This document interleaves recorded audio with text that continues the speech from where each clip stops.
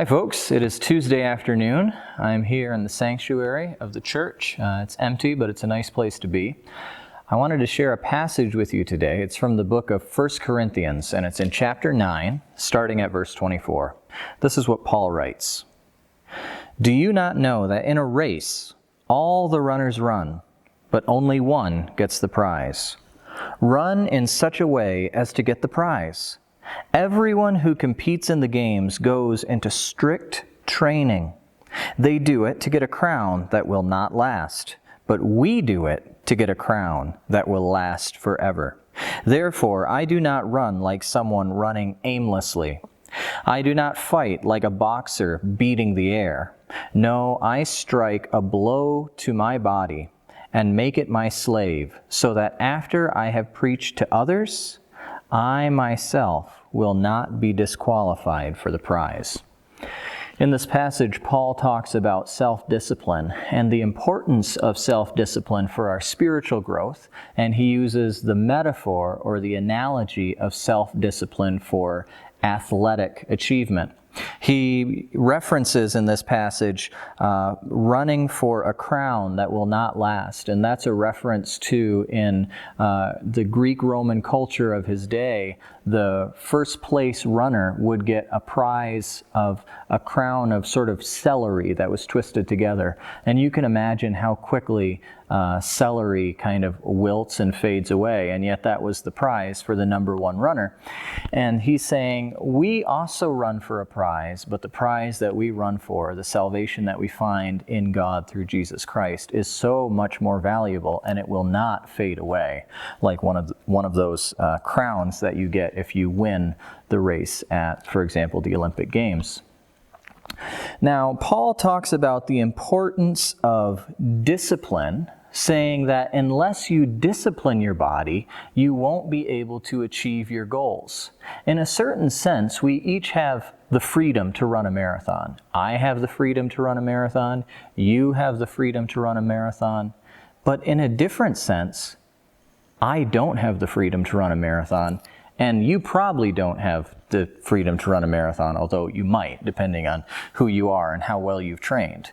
But the reason I don't have the freedom to run a marathon is because I haven't done the necessary hard work of training my body, developing those muscles, building up that endurance. So I'm not free to do what I might want to do. If my goal is to run a race, if my goal is to win a race, to come in first, to be the first prize winner, or to run a marathon, I have to build up that strength and build up that endurance. Paul says growing in faith is going to look similar. Of course, faith starts as a gift from God. Of course, faith is grace first. But in order for us to grow in faith, to develop in faith, we need to be disciplined. We need to pursue God each day. An analogy I would think of, and it goes along slightly different lines than what Paul's talking about here, about running a race, is something I see in my own basement or playroom at home. And if you can imagine the scene of my playroom, there's a lot of Lego. I love Lego. Lego is an awesome toy. You can do anything with it. You can attach these bricks in different ways, build anything. Now, since we have two sons, the Lego gets played with a lot. But there comes a point where the Lego is just everywhere, and it's just sort of chaos. Now, you might think that that provides the freedom to build anything you want to build. But what I have observed is that when the Lego is everywhere, and it's just chaos, my boys don't play with it that much. It's almost overwhelming. The scene is just like an apocalyptic explosion of Lego. But when we spend some time cleaning it up and organizing it, we organize it into plastic bins, and we have so much Lego that we organize it by color in these clear plastic bins. So there's a blue bin, and a green bin, and a red bin, and a black bin, etc.